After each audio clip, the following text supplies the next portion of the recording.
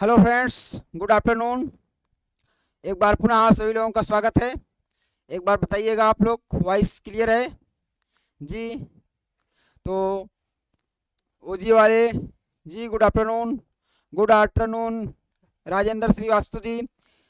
आप लोगों का एक बार पुनः जो है आज आधुनिक भारत के इतिहास, मॉडर्न हिस्ट्री के क्लास में पुनः स्वागत करते हैं जी। वनली सक्सेस जी, गुड आफ्टरनून। सभी लोगों का स्वागत करते हैं जी। तो चलिए, हम लोगों का आज मॉडर्न हिस्ट्री की जो है ये 8 नंबर की क्लास है। इसके पहले हम लोगों 7 नंबर क्लास कर चुके हैं। इसमें हम लोगों ने अभी तक जो है जिस अनुसार से हम लोग चला रहे हैं, आपका एक कहते हैं कि थ्योरी बेस को जो हम लोगों का चल रहा है क्लास, उसी में आज आगे करेंगे। तो इसमें हम लोगों ने पहले ही कर चुके हैं कि यूरोपीय कंपनियों का आगमन, किस तरीके से यूरोपीय कंपनियां आई यहाँ पे व्यापार स्थापित करने, यहाँ पर जो है अपनी कंपनियां स्थापित की। उस जो है कड़ी में उनको अपना व्यापार अपना जो है स्थापित करने के लिए किन किन कठिनाइयों का सामना करना पड़ा, कौन कौन से युद्ध करने पड़े, उन सब पे हम लोगों ने चर्चा की। तो आइए उसी कड़ी में आगे जो है आगे और कुछ बचा है उस पर हम लोग चर्चा करते हैं। जैसे कि हमारा इसमें देखेंगे कि जो आपकी ईस्ट इंडिया कंपनी है वो किस तरीके से अपना आधिपत्य जो है यहाँ पे स्थापित की, किस तरीके से अपने व्यापार को बढ़ाया, और कौन कौन से कठिनाइयों का सामना करते हुए जो है किनको पराजित करते हुए यहाँ पर आए जो है, और उसमें क्या क्या है, उसके क्या नियम बनाए, क्या कानून बनाए, किस तरीके से, वो सब यहाँ पे दिया गया है। किन किन जो है भारतीय राजाओं को जो है यहाँ पे जो उस समय के थे उनके साथ किस तरीके से संधि समझौते के साथ जो है अपने व्यापार को बढ़ाया। तो आइए देर न करते हुए जो है हम लोग अपने क्लास को स्टार्ट करते हैं। चलिए चलिए देखते हैं। ये हमारी 8 नंबर की क्लास है। चलिए आगे देखते हैं। इसमें देखिए, ये देखिए यहाँ पर आप लोगों को दिख रहा होगा बढ़िया से। चलिए इसको थोड़ा सा हम जूम कर लेते हैं। ये आपका आधुनिक भारत के इतिहास में जो है ये महाराजा रणजीत सिंह जी थे। महाराजा रणजीत सिंह, उनके बारे में कुछ महत्वपूर्ण पॉइंट दिए गए हैं। उम्मीद करते हैं आप लोगों को दिख रहा होगा। उम्मीद करते हैं आप लोगों को दिख रहा होगा ये। तो इसमें क्या है, चलिए देखते हैं। यहाँ पर देखते हैं, ये आपके महाराजा रणजीत सिंह जी हैं। महाराजा रणजीत सिंह जी, ये जो है आपके यहाँ पर जो है इनके बारे में कुछ बताया गया है। क्या बताया गया है, चलिए यहाँ पर जन्म के बारे में इनके बताया गया है। इनका जन्म जो है, जन्म की बात की जाए तो 13 जो है इनका नवंबर 1780 को जो है इनको जन्म हुआ। ये जो है शुकर चकिया मिसल के मुखिया जो थे, मुखिया उनके घर में इनकी जो है पैदाइश होती है। ये यहाँ पे पूछा जाता है जो महाराजा रणजीत सिंह जी हैं किस जो है वंश के थे, तो ये शुकर चकिया वंश के मिसल जो थी। शुकर चकिया जो मिसल वंश था, उस वंश से इनका जो है ताल्लुक था। शुक्ल चकिया जो है मिसाल जो थी उससे इनका ताल्लुक था। और बात की जाए यहाँ पर जो है अमृतसर की संधि की बात की जाए तो महाराजा रणजीत सिंह और जो है चार्ल्स सट्टी जो है, जो मेटकॉक थे, मेटकॉफ, उनके मध्य हुई थी। कब हुई थी ये? यहाँ 25 अप्रैल जो है 1809 ईस्वी को हुई थी जी। यहाँ पर ये हुआ था। और बात की जाए यहाँ पर जो है चिनाब नदी में जो है जो आपका चिनाब नदी में जो है अमान शाह की तोपों को जो है निकलवा कर वापस जो है ये उनको जो है उनके पास भिजवा दिए थे। ये इसमें यहाँ पे दिया गया है। और उसके बाद बात की जाए यहाँ पर तो है जो यहाँ पर जमान शाह थे। जमान शाह मतलब अहमद शाह अब्दाली का जो पोता था ये। उन्होंने जो लाहौर में जो है रणजीत सिंह को जो है अधिकार करने की जो है अनुमति प्रदान की थी।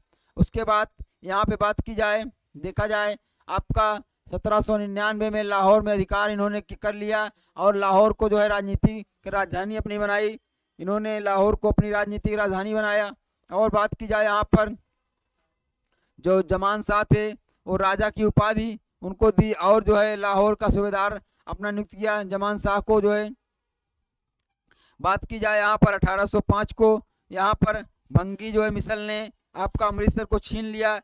उसके बाद क्या है यहाँ पे जो है जो शाह सुजा थे रणजीत सिंह को जो है कोहिनूर हीरा प्रदान किए जी। ये पूछा जाता है कि कोहिनूर हीरा जो है रणजीत सिंह को कैसे मिला? तो शाह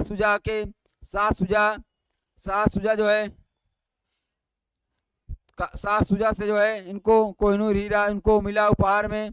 बात की जाए यहाँ पर जो आपका विक्टर जो है, जो विक्टर जकाम था, जकामा, ये फ्रांसीसी यात्री था। ये रणजीत सिंह की जो है तुलना नेपोलियन जो आपके थे, नेपोलियन बोनापार्ट के से की थी, जो आपके नेपोलियन बोनापार्ट से उनसे उनकी तुलना की थी। और आपके फ़कीर अजीजुद्दीन जो थे, ये जो है ये फ़कीर अजीजुद्दीन, ये जो रणजीत सिंह थे उनके विदेश मंत्री थे ये। तो प्रसिद्ध कथन क्या था, ईश्वर की इच्छा थी कि जो है मैं जो है सब धर्मों को एक निगाह से देखूं, इसलिए उसने मेरी दूसरी आंख की रोशनी ले ली थी। जी जो महाराजा रणजीत सिंह जी थे, उनके जो है उनके एक आंख की जो है एक आंख ही ठीक थी, एक आंख उनकी नहीं ठीक थी। तो क्या कहा जाए जी, माया जी वेरी गुड आफ्टरनून, स्वागत है आपका। कहा जाए तो ये यहाँ पर इनका कथन था कि जो है ईश्वर की यह इच्छा थी कि मैं सभी धर्मों को समान रूप से देखूं, इसलिए उसने मेरी एक आंख को जो है ले लिया, तो वह एक आंखों से अंधा था। बात की जाए यहाँ पर पंजाब लाहौर जो है इसकी राजनीतिक जो है राजधानी अमृतसर थी। जी लाहौर जो है राजनीतिक राजधानी थी यहाँ पर, और जो है अमृतसर इसकी धार्मिक राजधानी थी। दोनों पर अधिकार जो है इनका था, महाराजा रणजीत सिंह का। तो ये कुछ बातें हैं, महत्वपूर्ण बातें हैं। इसके बाद हम लोग चलिए आगे देखते हैं, आगे क्या है इसमें। ये आगे है यहाँ पे कहा जाए प्रथम आंग्ल और सिख युद्ध की बात की जाए। यहाँ पर जो आपका प्रथम आंग्ल एवं सिख युद्ध उसकी बात की जाए यहाँ पर, तो इसमें देखिए क्या क्या दिया गया है। ये आपका गवर्नर जनरल उसमें कौन था, हार्डिन गवर्नर जनरल था उस समय, हार्डिन जो है गवर्नर जनरल था। और बात की जाए हार्डिन जो है उस समय का गवर्नर जनरल था। और जो सेनापति था वह लॉर्ड जो है आपका ह्यूगप था, जो लॉर्ड ह्यूगप उस समय आपका सेनापति था। युद्ध की घोषणा की बात की जाए तो 13 दिसंबर आपका 1845 को आपका आंग्ल जो है और सिख युद्ध हुआ था, अंग्रेजों और सिखों के मध्य पहला युद्ध हुआ था। उसमें देखा जाए इसके अंतर्गत जो है आपकी 5 लड़ाइयाँ होती हैं। 5 लड़ाइयाँ कौन कौन सी होती है इसमें देखेंगे हम, तो आपकी ये एक जो है यहाँ पर ये जो आपकी मुदकी की लड़ाई होती है, एक फिरोज शाह और एक का जो है बड़ोबल जो जिसको बद्दोबाल कहा जाता है, एक जो है आपकी अलीवाल, और एक आपका सब राजाओं का था, सब राजाओं, जो कि यहाँ पर ये तीनों लड़ाइयाँ जो है ये बात की जाए ये सभी चारों अनिर्णित थी, इसका कोई निर्णय नहीं निकला था। लेकिन जब बात की जाए यहाँ जो सब राजाओं की थी, सब रावों की जो थी, सब रावों की ये जो है लड़ाई आपकी सबराओं की लड़ाई जो थी ये निर्णायक थी। सिख जो है इसमें सिख सेना की पराजय हुई थी, यहाँ पर सिख सेना जो है पराजित हुई थी। तो ये इसमें दिया गया है कुछ महत्वपूर्ण पॉइंट, ये आपका इम्पोर्टेंट है, जी। यहाँ से आपके प्रश्न जो है पूछे जा सकते हैं। ये पूछा जा सकता है कि प्रथम आंग्ल और सिख युद्ध कब हुआ था, तो ये आपका 13 दिसंबर बात की जाए 1845 को हुए थे। किसके बीच हुए थे, अंग्रेज और सिखों के बीच हुए थे। उसी क्रम में ये आगे कुछ बातें हैं, इसको देखते हैं हम लोग। इसमें क्या कहा गया है, इसमें कहा गया है कि जो अंग्रेजों तथा सिखों के मध्य जो है भैरोवाल की संधि हुई थी, कब हुई थी, 22 दिसंबर 1946। जी जब आपका यहाँ पर 1945 में जो है 1945 में युद्ध होता है, उसके बाद जो है आपकी ये संधि होती है, कहाँ होती है, भैरोवाल की संधि। ये आपका भी पूछा जाता है कि भैरोवाल की संधि किसके मध्य हुई थी, तो यहाँ पे बात की जाए या जो है अंग्रेजों और सिखों के मध्य हुई थी। कब हुई थी, 22 दिसंबर 1946 को हुई थी। जी इसको देखेंगे आगे इसमें क्या कह रहा है। आगे आपका है गुजरात का युद्ध जो होता है, गुजरात का युद्ध जो होता है इसको क्या जाना जाता है, तोपों के नाम से जाना जाता है, तोपों के युद्ध के नाम से इसको जाना जाता है, आपका तोपों के युद्ध के नाम से इसको जाना जाता है। बात की जाए आगे देखा जाए यहाँ पर, तो आपका लाहौर के आकार को जो है सीमित करने के जो है उद्देश्य से जो है यहाँ पर अंग्रेजों ने कश्मीर को गुलाब सिंह को जो है बेच दिया। कितने में बेचा था उस समय आपका 75 लाख रुपए में बेचा था इन्होंने। चलिए आगे देखते हैं। आगे बात की जाए यहाँ पर द्वितीय आंग्ल सिख युद्ध जो था, द्वितीय आंग्ल सिख युद्ध के समय भारत का जो है गवर्नर जनरल कौन था? उस समय भारत का गवर्नर जनरल लॉर्ड डलहौजी था। कौन था उस समय भारत का गवर्नर जनरल? लॉर्ड डलहौजी था जी। जब द्वितीय युद्ध हुआ था तो उस समय लॉर्ड डलहौजी था जी। आवेश राजा जी, स्वागत है आपका क्लास में जी। तो चलिए आगे देखते हैं, हम लोग बात की जाए, आगे देखते हैं नेक्स्ट पॉइंट। ये देखिए, ये 1849 की घटना है जी। क्योंकि जो है 1849 में क्या हुआ था? द्वितीय आंग्ल और सिख युद्ध की जो है समाप्ति हुई थी जी। उसके बाद क्या किया जाए, जो पंजाब का जो है ब्रिटिश राज्य का जो है था, ब्रिटिश साम्राज्य में विलय हो गया। पंजाब का ब्रिटिश में विलय हो गया। ये आपको दिख रहा है? थोड़ा सा इसको बढ़ा देते हैं, इसको बढ़ा देते हैं। चलिए देखते हैं। तो यहाँ पे जो है, चलिए इसको देखा जाए, बात की जाए द्वितीय आंग्ल युद्ध की जो है, द्वितीय आंग्ल एवं सिख युद्ध। और उसके बाद इस युद्ध में जो है पंजाब का जो है ब्रिटिश साम्राज्य में विलय हो गया। और जो लॉर्ड डलहौजी द्वारा जो है पंजाब पर जो है शासन हेतु क्या था, उसमें क्या था, उसके लिए शासन हेतु जो है कुछ किया गया। क्या किया गया? अध्यक्ष किसको बनाया गया? सन हेनरी लॉरेंस को अध्यक्ष बनाया गया। और 3 सदस्यीय जो है एक परिषद का गठन किया गया। उसमें जो है उसके सदस्य के रूप में यहाँ पे देखा जाए, सदस्य के रूप में कौन कौन थे? John Lawrence. और बात की जाए चार्ल्स जो है ग्रेनविले, जो है आपके मानसेले, ये आपके उसमें सदस्य बनाए गए वहाँ पे शासन के लिए जो है आपके सदस्य बनाए गए यहाँ पर। तो चलिए इसको ध्यान दीजिए। आवेश जी, क्लास पर ध्यान दीजिए, आप क्लास पर ध्यान दीजिए, फालतू की बातें मत करिए आप लोग। चलिए इसमें देखा जाए क्या इसमें क्या दिया गया है? आपके महाराजा दलीप सिंह के बारे में कहा गया है। महाराजा दलीप सिंह ये कौन थे? चलिए, ये जो है आपके अंतिम सिख शासक थे। अंतिम सिख जो है, ये जो है अंतिम शासक थे, सिख साम्राज्य के अंतिम शासक थे। इनके कार्यकाल की बात की जाए तो यहाँ पर कार्यकाल देखा जाए तो कार्यकाल इनका जो है 1843 से 1849 तक था जी। 1843 से 1849 तक के बीच था इनका कार्यकाल। ये क्या कहा जाए, इसमें धर्म परिवर्तन करके ये जो है सिख से ईसाई बन गए थे जी। ये विदेश चले गए थे और धर्म परिवर्तन करके सिख से ईसाई बन गए थे। यहाँ पर जो है यात्रा कहाँ की यात्रा किए थे? ये रूस की यात्रा किए थे। और जो है पलायन कहा जाए, अंग्रेजों से पेंशन लेकर ब्रिटेन चले गए थे जी। अंग्रेजों से पेंशन लेकर ब्रिटेन चले गए थे ये। और बात की जाए यहाँ पर निधन की बात की जाए, इनका निधन जो है पेरिस में हो गया था। और इनकी जो है जो अंत्येष्टि थी ये है इंग्लैंड में की गई थी। तो महाराजा दलीप सिंह है, कुछ बातें इनके बारे में पूछी जाती हैं जो कि बहुत महत्वपूर्ण है। तो यहाँ पर देखा जाए इनके बारे में तो ये बहुत महत्वपूर्ण पॉइंट हैं। इन सब पॉइंट को जो है आप लोग ध्यान दीजिएगा, बहुत महत्वपूर्ण है। इन सब पॉइंट को आप लोग ध्यान में रखिएगा। बात की जाए आगे, चलिए हम लोग आगे देखते हैं। और आगे देखा जाए तो आगे क्या है? मैसूर के बारे में देखिए यहाँ पे क्या लिखा गया है। मैसूर के बारे में हम लोग देखते हैं। मैसूर ये आपका प्रथम जो है आंग्ल मैसूर युद्ध की बात की गई है। यहाँ पर प्रथम जो है आपके प्रथम आंग्ल एवं मैसूर युद्ध की बात की गई है। ये किसके किसके बीच हुआ था? ये जो है आपका हैदर अली बनाम जो है अंग्रेजों के मध्य हुआ था। आपके हैदर अली और अंग्रेजों के मध्य हुआ था। देखिए यहाँ पर हैदर अली और अंग्रेजों के मध्य हुआ था। कब हुआ था? इसके समय बताई गई है आपका 1767 से 1769 के मध्य में हुआ था।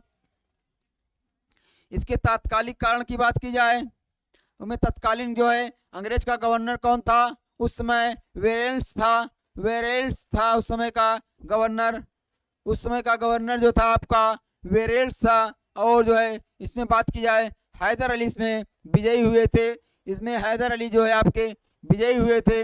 युद्ध की समाप्ति कैसे होती है? युद्ध की समाप्ति की बात की जाए तो आपका युद्ध की समाप्ति मद्रास की जो संधि होती है, कहाँ से होती है?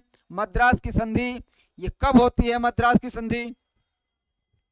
तो आपके मद्रास की संधि की बात की जाए तो मद्रास की संधि आपका यहाँ पर 4 अप्रैल 1769 को होती है। इस संधि के माध्यम से जो है इन दोनों जो पक्ष थे, अंग्रेज और जो है आपके हैदर अली जो मैसूर के वहाँ के राजा थे, उनके मध्य होती है। और आपके मद्रास की संधि के बाद जो है इस युद्ध का जो है यहाँ पर समापन हो जाता है। तो चलिए, ये आपका बहुत ही महत्वपूर्ण पॉइंट है। पूछा जाता है कि मैसूर का युद्ध किसके किसके मध्य हुआ? तो मैसूर का प्रथम युद्ध जो है आपका हैदर अली बनाम अंग्रेजों के मध्य हुआ। कब हुआ? ये आपका जो है 1700 जो है आपके 67 से लेकर 1769 के मध्य में हुआ। विजेता कौन हुआ? विजेता आपके हैदर अली हुए। तो समाप्ति इसकी किस संधि के द्वारा इसको समाप्त किया गया? तो आपका बात की जाए युद्ध की जो समाप्ति हुई थी मद्रास संधि 4 अप्रैल आपके 1769 1769 को हुई थी। तो इसके माध्यम से इसको युद्ध को समाप्त घोषित कर दिया गया। चलिए आगे हम लोग चलते हैं। ये आपका अगली स्लाइड, इसमें देखिए क्या कहा गया है। द्वितीय मैसूर युद्ध की बात की गई है। इसमें द्वितीय मैसूर युद्ध की बात की गई है। ये भी बहुत महत्वपूर्ण द्वितीय आंग्ल मैसूर युद्ध। चलिए इसको देखते हैं हम लोग। इसमें क्या कहा गया है इसके बारे में देखते हैं। ये कब से कब के बीच में हुआ? ये आपका बात की जाए इसकी समय अवधि क्या थी? समय अवधि की बात की जाए तो ये आपका 1780 से 1784 के मध्य में हुआ था जी। 1780 से 1784 के मध्य में हुआ था। इसी युद्ध में यहाँ पर जो है इसी युद्ध के दरमियान जो है दिसंबर जो है 1782 में हैदर अली की मृत्यु हो जाती है। हैदर अली की मृत्यु हो जाती है। उसके बाद जो है आपका हैदर अली की मृत्यु के पश्चात जो है यहाँ पर देखा जाए तो जो है कौन था? उनका पुत्र जो था टीपू सुल्तान था। टीपू सुल्तान। तो यहाँ पर देखेंगे हैदर अली, यहाँ पे देखिए हैदर अली की बात की जाए तो हैदर अली जो है जुलाई 1980 में क्या कहा जाए कर्नाटक पर जो है आक्रमण कर दिए थे। उसके बाद क्या है कर्नल जो बेली के नेतृत्व वाली जो है अंग्रेजी सेना को हराकर जो आरकाट पर जो है अधिकार कर लिया। वहाँ पर आरकाट पर अधिकार कर लिए थे। कौन कर लिए थे? हैदर अली जो है उस समय वहाँ पर अधिकार कर लिए थे। उसके बाद बात की जाए जो है ये जो है युद्ध होता है। यहाँ पर देखेंगे जो आपका 1781 में हैदर अली बनाम जो है आयरकूट 1781 में हैदर अली बनाम आयरकूट जो थे उन पे मध्य होता है। क्या था? जो आपका पोर्टो नोवा और आपका पुल्लीलूर था और जो है सोलिंगुर था, यहाँ पर था। ये जो है आयरकूट ने हैदर अली को यहाँ पे हराया। इनके मध्य हुआ। उसके बाद जो है आयरकूट ने जो है आपके हैदर अली को हराया यहाँ पर। तो इसके बाद जो है यहाँ पर देखिएगा इसके बाद यही यहाँ पर जो है उसके आगे देखा जाए तो टीपू जो है था ये टीपू लड़ता है। टीपू क्या था? इसमें जो पुल्लीलूर जो था हेक्टर मुनरो की सेना जो है परास्त हुई यहाँ पर टीपू से। यहाँ पर जो है परास्त हुई। उसके बाद इसमें आगे देखते हैं 1784 ईस्वी में जो है क्या था? इसमें मंगलौर की संधि टीपू तथा अंग्रेजों के मध्य जो है की जाती है। बहुत ही महत्वपूर्ण है मंगलौर की संधि। मंगलौर की संधि किसके किसके मध्य होती है? तो मंगलौर की संधि की बात की जाए तो टीपू तथा जो है अंग्रेजों के मध्य होती है। टीपू तथा अंग्रेजों के मध्य होती है। और द्वितीय जो है आंग्ल मैसूर युद्ध का समापन हो जाता है। इसके द्वितीय आंग्ल मैसूर युद्ध का समापन किस संधि से होता है? तो आपकी मंगलौर संधि के माध्यम से इस युद्ध का जो है यहाँ पर समापन हो जाता है। तो यहाँ पर ध्यान दीजिएगा,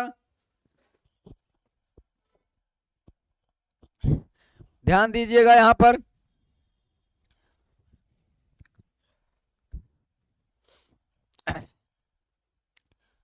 चलिए नेक्स्ट देखते हैं हम लोग। नेक्स्ट देखते हैं जब से खोलोगे तभी से क्लास स्टार्ट मिलेगी भाई। जब मेरा चैनल खोलोगे आपको क्लास स्टार्ट मिलेगी। आवेश राजा जी, जब से मेरा चैनल, जब आपकी इच्छा कहेगी मेरा चैनल ओपन करोगे आपको क्लासें चलती मिलेंगी। चलिए आइए क्लास पर फोकस करिए। चलिए आपका तृतीय आंग्ल मैसूर युद्ध की बात करते हैं। तृतीय आंग्ल मैसूर युद्ध की बात करते हैं। आपको जो है समयावधि की बात की जाए, समयावधि की बात की जाए तो आपका 1790 से 1792 के मध्य होता है। तृतीय जो है आपका आंग्ल मैसूर युद्ध 1700 जो है आपका 90 से 1792 के मध्य होता है। बात की जाए अंग्रेज तथा मराठा तथा निजाम बनाम टीपू सुल्तान के मध्य हुआ था ये। इसमें जो है अंग्रेज, मराठा और जो है निजाम जो है बनाम टीपू के मध्य हुआ था। इसको देखेंगे। उस समय जी जो टीपू था, टीपू ये एक तरफ था, टीपू एक तरफ था और एक तरफ जो है अंग्रेज, मराठा और निजाम थे। तो ये इनके मध्य होता है आपका तृतीय आंग्ल मैसूर युद्ध। इस पे फोकस करिएगा, इस पे फोकस करिएगा। पहले युद्ध की बात की जाए तो पहला जो था आपका अंग्रेज और हैदर अली के मध्य होता है। दूसरे की बात की जाए अंग्रेज और हैदर अली, दूसरे में हैदर अली की मृत्यु हो जाती है, वहाँ भी टीपू सुल्तान लड़ता है। और तीसरे की बात की जाए तो तीसरे युद्ध में जो है आपके अंग्रेज, मराठा और निजाम तीनों मिलकर जो है टीपू सुल्तान से लड़ते हैं। यह युद्ध आपके 1790 से 1792 के मध्य होता है। इसमें इस युद्ध का समापन की बात की जाए तो इस समापन में श्रीरंगपट्टनम की संधि, जो श्रीरंगपट्टनम की संधि होती है, इसमें उस संधि के अनुसार ये जो है आपका युद्ध समाप्त होता है। ये संधि कब हुई थी? ये संधि आपका 1792 ईस्वी में हुई थी। 1792 ईस्वी में आपकी जो है श्रीरंगपट्टनम की संधि के माध्यम से जो है इस युद्ध का समापन हुआ था। बात की जाए टीपू का जो है आधा राज्य, इस संधि के माध्यम से टीपू को जो है आधा राज्य जो है अंग्रेज तथा उनके साथियों को प्राप्त हो गए। अंग्रेज तथा उनके साथी में उस समय कौन थे? मराठा और निजाम थे। उनके साथ साथ अंग्रेज के मराठा और निजाम थे। इन सबको प्राप्त हो गया उस समय। जी Suraj ji, very good evening, very good afternoon, स्वागत है सूरज जी आपका। तो बात की जाए यहाँ पर बात की जाए जो टीपू का जो है आधा राज था, जो आपकी श्रीरंगपट्टनम की संधि हुई, श्रीरंगपट्टनम के संधि के माध्यम से टीपू के आधे राज्य को अंग्रेज और उसके साथियों को प्राप्त हो गए। और बात की जाए इसमें इस युद्ध में जो टीपू थे, टीपू से लगभग जो है 3 करोड़, उस समय 3 करोड़ की जो है रुपए की जो है युद्ध की क्षतिपूर्ति के रूप में वसूला गया। युद्ध की जो क्षतिपूर्ति थी, युद्ध की क्षतिपूर्ति के रूप में हर्जाना, जिसको हम लोग बोलेंगे हर्जाने के रूप में वसूला गया। यहाँ पर इनसे जो है जब संधि हुई तो यहाँ पर ये आपकी बात की जाए हर्जाना जो होता है, एक शब्द होता है हर्जाना, जिसको जो है हर्जाना होता है क्षतिपूर्ति जिसको कहते हैं, जिसको हम लोग मुआवजा भी कहा जा सकता है। मुआवजे के रूप में क्षतिपूर्ति, अर्थात जो और अंग्रेजों की सेना और जो उसके साथ मराठा और निजाम की सेना लड़ी थी उसकी क्षतिपूर्ति के लिए यहाँ पर ये इनसे 3 करोड़ रुपए लिया गया। आपके टीपू थे उस समय, तो उस समय की बात की जाए जो ब्रिटिश गवर्नर था, ब्रिटिश गवर्नर जनरल था, वो कौन था? कॉर्नवालिस था। कॉर्नवालिस, ये जो है बहुत महत्वपूर्ण पॉइंट है। कॉर्नवालिस, जो आपके कॉर्नवालिस थे उस समय जब तृतीय जो है आपका आंग्ल मैसूर युद्ध हुआ था 1700 आपके 90 से 92 के मध्य, उस समय बात की जाए जो भारत का गवर्नर जनरल था उस समय, ब्रिटिश गवर्नर जनरल कौन था? लॉर्ड कॉर्नवालिस था। चलिए लॉर्ड कॉर्नवालिस के बारे में कुछ बातें देख लेते हैं। आइए लॉर्ड कॉर्नवालिस के बारे में कुछ बातें देख लेते हैं। ये तो श्रीरंगपट्टनम की संधि के बाद बात की जाए तो जो आपकी श्रीरंगपट्टनम की संधि थी ये कब की थी? ये आपका मार्च जो है 1792 की थी। मार्च 1792 की थी। किसके किसके मध्य हुई थी? टीपू सुल्तान तथा कॉर्नवालिस के मध्य हुई थी। टीपू सुल्तान और जो है आपके कॉर्नवालिस, चूंकि कॉर्नवालिस उस समय, कॉर्नवालिस की बात की जाए तो ये उस समय जो है आपका ब्रिटिश का जो ब्रिटिश कंपनी थी यहाँ पर उसका गवर्नर जनरल था। यहाँ पे गवर्नर जो है जनरल था, जनरल ये जो है गवर्नर जनरल था, तो इसके मध्य हुई थी। परिणाम क्या हुआ? परिणाम में जो तृतीय जो है आपका आंग्ल और मैसूर युद्ध था तृतीय आंग्ल मैसूर युद्ध जो था उस समय उसका जो है समापन किया गया। कब किया गया? जो उस समय युद्ध हुआ था आपका 1790 से 1792 में, उसका समापन कर दिया गया। जो आपकी श्रीरंगपट्टनम की संधि के माध्यम से उस युद्ध का आपके समापन कर दिया गया यहाँ पर। चलिए हम लोग आगे देखते हैं। तो ये आपका आया ये चतुर्थ जो है, चतुर्थ बात की जाए, चतुर्थ चौथा जो है आपका आंग्ल मैसूर युद्ध 4 जो है हुए थे आपके, 4 हुए थे, चारों का हम लोगों ने यहाँ पर डिस्कशन कर दिया जो है। तो ये चौथा आपका है, ये आपका 1799 ईस्वी में हुआ और इस युद्ध में जो है टीपू की मृत्यु हो गई, टीपू की मृत्यु हो गई, टीपू सुल्तान की मृत्यु हो गई। और जो है बात की जाए जो अंग्रेजी सेना का नेतृत्वकर्ता कौन था उस समय, नेतृत्वकर्ता कौन था यहाँ पे बात की जाए तो बेलेजली और जो है हैरिस एंड स्टुअर्ट थे। जो हैरिस एवं स्टुअर्ट थे उस समय अंग्रेजी सेना के जो है ये नेतृत्वकर्ता थे। तो ये आपका चौथा युद्ध हो गया। तो इसके बाद जो है हम लोग आगे देखते हैं आपका, बताइएगा सूरज जी, बताइएगा माया जी, बताइएगा आप लोगों को समझ में आ रहा है? तो ये जो है आपका कुछ यहाँ पर बातें बताई गई हैं। चलिए इसके बारे में हम लोग चर्चा करते हैं। तो अभी तक हम लोगों ने देखा जो है यहाँ पर, अभी तक हम लोगों ने जो चर्चा की आपका उसमें जो है देखिएगा, अभी तक हम लोगों ने जो आपका जो है यहाँ पर जो आंग्ल मैसूर युद्ध हुआ, चार आंग्ल मैसूर युद्ध हुए, उन सभी के बारे में हम लोगों ने चर्चा किया। समय समय पर किस तरीके से ये युद्ध हुए तो उन सब बारे में चर्चा किए। उसका परिणाम क्या हुआ, वो युद्ध जो है किन किन संधियों के माध्यम से उन युद्धों का समापन हुआ। तो चलिए उसको भी एक बार देख लेते हैं। यहाँ पर जो है जो पहला युद्ध हुआ वो जो है अंग्रेज और आपके हैदर अली के मध्य में हुआ, अंग्रेज और आपके हैदर अली के मध्य हुआ। और दूसरा की बात की जाए तो वो भी अंग्रेज और हैदर अली के मध्य होता है और दूसरे युद्ध में आपके हैदर अली की मृत्यु हो जाती है। तीसरे की बात की जाए तो आपका तीसरा जो हुआ अंग्रेज और टीपू सुल्तान के मध्य में हुआ, अंग्रेज और टीपू सुल्तान के मध्य में हुआ। और जो है चौथे की बात की जाए तो चौथा जो था ये आपका चौथा है। इस युद्ध में जो है आपके टीपू सुल्तान की मृत्यु हो जाती है, टीपू सुल्तान की इस युद्ध में मृत्यु हो जाती है। और जो है इसमें देखा जाए तो चलिए आगे देखते हैं हम लोग, आगे की बात की जाए तो ये आपका जो है ये जो है कंपनी की कुछ नीतियां हैं, कंपनी की जो है नीति है इसमें देखिए क्या कहा गया है।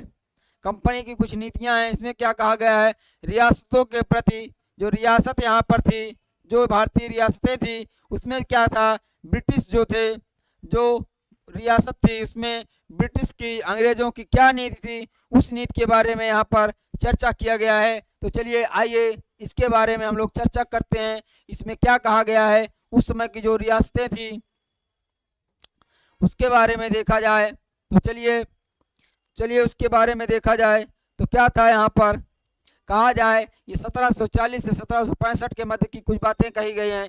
इसमें कहा गया है कि जो है कंपनी का जो है भारतीय रियासतों से जो है समानता के लिए संघर्ष। जी उस समय की बात की जाए जब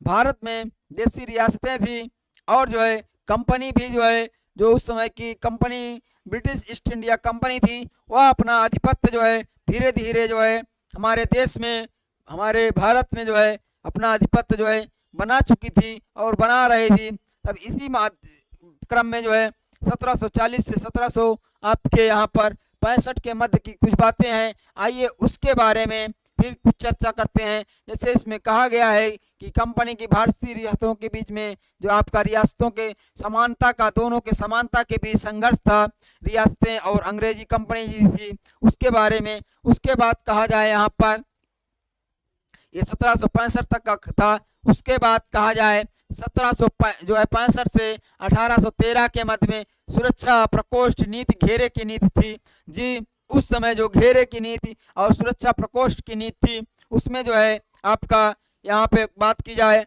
तो आपके सुरक्षा प्रकोष्ठ की नीति 1765 से लेकर 1700 यहाँ पर 1765 से लेकर 1813 के बीच में सुरक्षा प्रकोष्ठ की नीति थी। उस दरमियान समय समय पर जो है जो भारतीय गवर्नर थे, गवर्नर जनरल थे, वो समय समय पर आपके यहाँ के राजाओं और जो यहाँ की रियासतें थी उनमें जो है समय समय पर जो है उनके शासन और उनके राज्य थे उनसे जो है आपके समझौता और संधि करके जो है उनको जो है एक प्रकार से सुरक्षा देने का काम करते थे। जैसे कहा जाए कि जो रियासतें थी उनको दूसरी रियासतें और जो पास के राज्य थे उनसे अपने राज्य में जो संकट होता था, राज्य का जो है राज्य की सुरक्षा को लेकर जो उस समय रियासतें थी, जो राज्य थे, उनको राज्य की जो है राज्य की सुरक्षा को लेकर जो उनकी सुरक्षा थी, सुरक्षा को लेकर उनको बहुत चिंता होती थी। उनको डर होता था कि कहीं जो है उनके राज्य को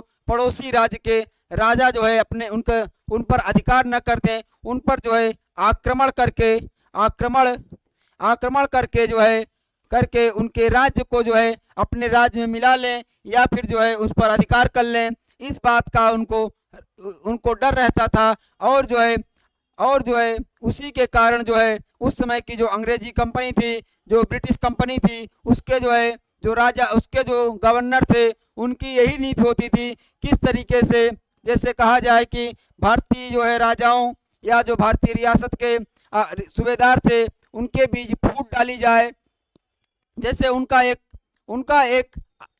तरीके से कहा जाए जो उनकी एक नीति थी कि जो है फूट डालो और राज करो, तो उनके बीच में फूट डालने का काम ये लोग करते थे और एक राज्य को ये सुरक्षा देते थे।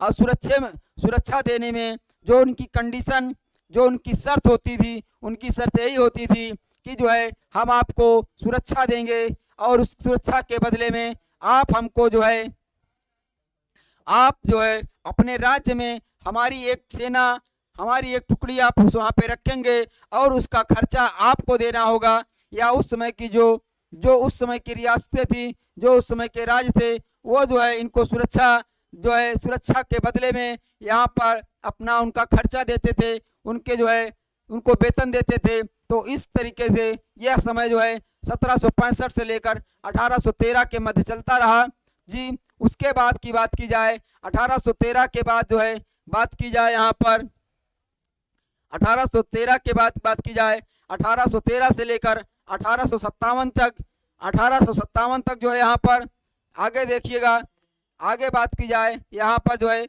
अधीनस्थ पार्थक्य की नीति थी। जो अधीनस्थ की नीति थी उनको अधिपत्य देने की नीति थी। वो समय जो है आपका 1813 से लेकर 1857 के मध्य चलता रहा। जब 1857 के मध्य यह समय चलता रहा, इस समय अंतराल में आपके समय समय पर 1800 जो है आपका 13 और 1833, 1853 जी चार्टर, समय समय पर आपके चार्टर आए। समय समय पर जो है यहाँ पर समय समय पर बात की जाए, समय समय पर जो है अंग्रेजी कंपनी और अंग्रेजी शासन के माध्यम से जो है आपका यहाँ पर 1813 और 1800 जो है बात की जाए 33 और आपके 1800 यहाँ पर 53, जो आपका 1853 समय समय पर चार्टर के माध्यम से, जो आपका चार्टर की बात की जाए, जो चार्टर थे, चार्टर के माध्यम से वहाँ पर उस समय जो एक्ट लाए गए, एक्ट के माध्यम से आपके इन पे शासन करने की और उनको जो है नियम बनाने की जो है समय समय पर ये कवायद की गई, उसके तरफ से पहल की गई। तो उन सब माध्यम से यहाँ का शासन चलाया जाता था। तो ये अधीनस्थ जो है थे, अधीनस्थ मतलब है कि उनके अधीन जो है रहकर, उनके शासन के अधीन अधीनस्थ जो है पार्थक्य की नीति थी उस समय की। तो ये इसमें बात बताई गई है। बात की जाए इसमें आगे बात की जाए तो आगे का समय यहाँ पर देखिएगा 1858 से लेकर जो है 1935 तक जी। जब 1935 का शासन अधिनियम आया उसके पहले तक बात की जाए, यहाँ पर ये जो है अधीनस्थ संघ की नीति, इसमें क्या था, अधीनस्थ संघ की बात की जाए तो संघ इसमें बात की जाए जब आपका 1857 का यहाँ पर देखिए जो भारतीय जो है, जो आपका भारतीय जो है, भारतीय आपका स्वतंत्रता जो है, जो आपका स्वतंत्रता संग्राम होता है, जो आपका स्वतंत्रता संग्राम होता है 1857 का जो है आपका स्वतंत्रता संग्राम होता है, इसके पश्चात जो है आपका इस स्वतंत्रता संग्राम के पश्चात बात की जाए तो यहाँ पर जो है स्वतंत्रता संग्राम के बाद जो यहाँ का भारत का शासन था वो जो है जो ब्रिटिश कंपनी थी उसके हाथों से लेकर उसके हाथों से छीन लिया गया, उसके अधिकारों से आपका छीन लिया गया। तो बात की जाए यहाँ पर आपका तो शासन को जो है लेकर यहाँ पर शासन को जो है लेकर वो क्या किया गया, सीधे ब्रिटिश क्राउन के पास चला गया। जो ब्रिटिश क्राउन के पास चला गया तो ब्रिटिश क्राउन के पास जाने के बाद आपका अधिनियम आता है जो जी भारत का जो है उस समय जो आपका अधिनियम आता है 58 का, जो है 1858 के समय शासन अधिनियम आता है, उसमें जो है भारतीय जो है अधीनस्थ का संघ की नीति आती है। सभी शासन जो है सभी शासन का संचालन जो आपकी ब्रिटिश जो उस समय की जो है ब्रिटिश के हाथों में चला गया, कंपनी के हाथों से। तो उस समय से शासन का संचालन जो है यहाँ पर आपके अधीनस्थ की नीति बात की जाए संघ की नीति के अनुसार किया गया। बात की जाए आगे आगे बात की जाए आपके जो आपका 1935 से लेकर 1947 तक बराबर संघ की नीति की बात की जाए, बराबर संघ की नीति की बात की जाए अर्थात यहाँ पर उस समय जो आपके भारत शासन अधिनियम आपका 1900 यहाँ पर 35 आता है। भारत शासन अधिनियम 1935 के माध्यम से यहाँ पर जो है जो आपका बराबर संघ की नीति की बात की जाए, बराबर संघ की बात की जाए उस समय हमारे जब हमारा जो है यहाँ पे बात की जाए स्वतंत्रता संग्राम के बाद से जो आपकी स्थिति थी यहाँ पर जी अमन मीना जी नमस्ते, स्वागत है आपका अमन मीना जी। तो यहाँ पे बात की जाए जब आपका यहाँ पर 1935 से 1947 के मध्य था तो इसमें जो है बराबर संघ की नीति, बराबर की मतलब कहा जाए जो यहाँ पे भारतीय जो है भारतीय स्वतंत्रता सेनानी थे और जो अंग्रेज जो था अंग्रेजों के शासन की बात की जाए यहाँ पर एक जो है 1935 का शासन अधिनियम आने के बाद यहाँ पर कुछ जो है समय समय पर जैसे विधायिका का चुनाव भी हुए, वहाँ पे एक सरकार का गठन भी किया गया, जो है हमारे स्वतंत्रता की मांग में जो है वृद्धि की गई, मतलब सभी लोग स्वतंत्रता सेनानी थे, एक अच्छे से जो है स्वतंत्रता की मांग की गई और समय समय पर वहाँ पे तमाम जो है तरीके से जो आंदोलन किए गए, उन आंदोलनों के माध्यम से हमारे एक आकर जो है यहाँ पर संविधान सभा की जो है मांग हुई और संविधान सभा के गठन और उनके भारत की स्वतंत्रता के लिए जो है यहाँ पर पहल की गई। तो ये आपका 1947 तक इस अनुसार से आपका यहाँ पर कंपनी के अनुसार ये जो है जो यहाँ पर भारतीय लोग थे और जो वहाँ पर अंग्रेजी जो शासन की नीति वो बराबर रूप से अब यहाँ पे कहा जाए चल रही थी। तो ये यहाँ पे इसका था। आगे हम लोग देखेंगे आगे क्या होता है यहाँ पर, आगे इसमें बात की जाए इसके बाद शासन का जो है किस तरीके से शासन का संचालन होता है, किस तरीके से शासन का गठन होता है। जी चाय मीना जी चाय तो क्लास के बाद अब पियेंगे भाई, चाय तो जो है क्लास के बाद पियेंगे। चलिए हम लोग आगे देखते हैं। इसमें आगे थोड़ी सी बात की गई है जी, कुछ गवर्नर जनरल थे, कुछ गवर्नर जनरल हैं जिनके बारे में कुछ महत्वपूर्ण जो है कार्य किए गए हैं, उनके कब वो यहाँ पर शासन जो है यहाँ पर कब जो है यहाँ पर कब शासन किए, वो उनका कब का कार्यकाल रहा और वो कौन कौन से महत्वपूर्ण कार्य किए जो कि हमारे एग्जाम के लिए बहुत ही महत्वपूर्ण पॉइंट होते हैं, बहुत महत्वपूर्ण होते हैं। हम उन सब के बारे में चर्चा करेंगे। तो इस क्रम में जो है देखेंगे जो है कि हमारे ये बहुत महत्वपूर्ण जो है गवर्नर जनरल थे। वारेन हेस्टिंग की बात की जाए, वारेन हेस्टिंग जो है बहुत महत्वपूर्ण है। इसमें वारेन हेस्टिंग कब थे जी, पी लो सर जी, हम तो आपकी क्लास लेते हुए पी रहे हैं जी, आप पी लीजिए, आपने कह दिया हमने पी लिया। चलिए अमन जी, आपने हमको पूछ लिया तो समझ लिए हमने भी पी लिया। बात की जाए यहाँ पर वारेन हेस्टिंग,